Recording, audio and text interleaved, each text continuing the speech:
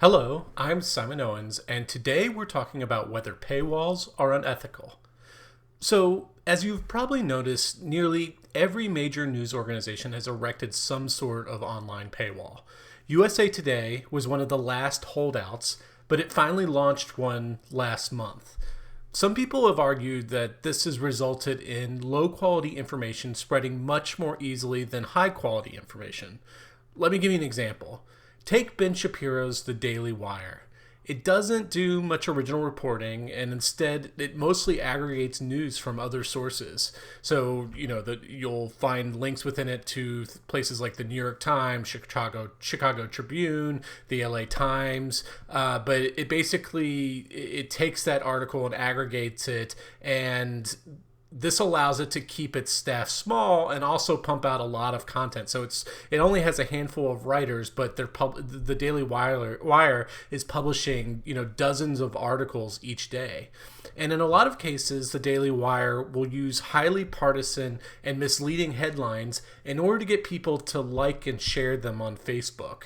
And because their articles are completely free, they spread a lot more easily than high quality articles. I don't know if you've seen the statistics that have been released, but it's often the case that outlets like the Daily Wire have more Facebook shares than any other outlet on Facebook, even large ones like the New York Times, CNN, LA Times, Chicago Tribune, these massive news outlets that have way more reporters and are publishing way more original content. The Daily Wire is outperforming them on Facebook.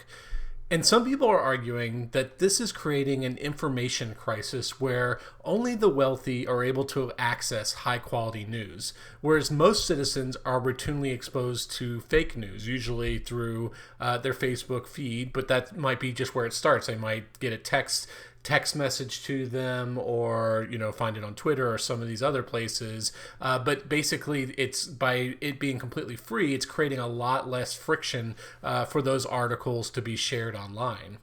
And you might be saying, so what? Publishers have the right to use paywalls and make revenue from their hard work.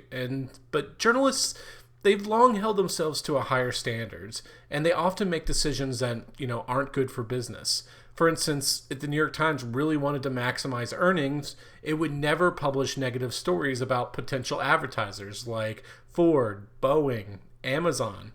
But most outlets erected firewalls between the newsrooms and advertisers just to avoid this sort of conflict of interest.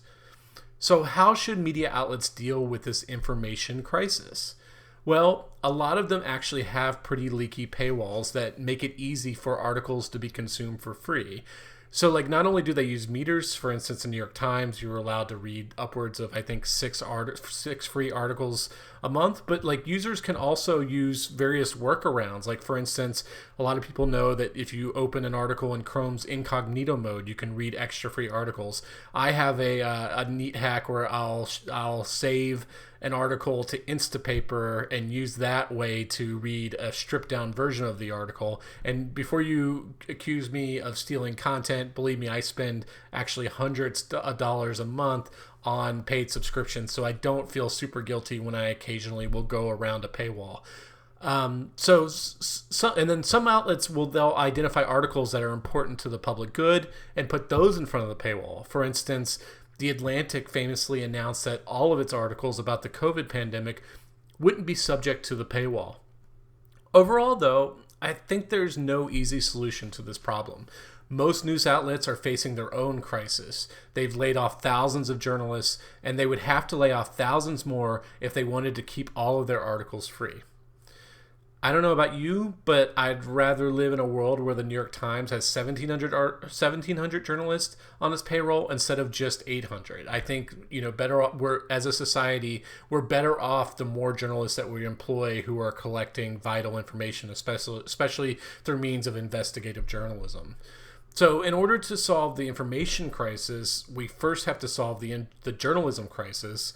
And right now, one of the best ways to solve the journalism crisis, unfortunately, is through paid subscriptions. Will there a better model come along? A lot of people are trying to theorize what that would look like, but as of right now, there isn't one. So for right now, we're stuck with paywalls, and I don't think we should blame or claim it's unethical for outlets to use them, but it's also good if they keep an open mind and figure out ways that they can get their most important information to all readers, not just the ones who are paying.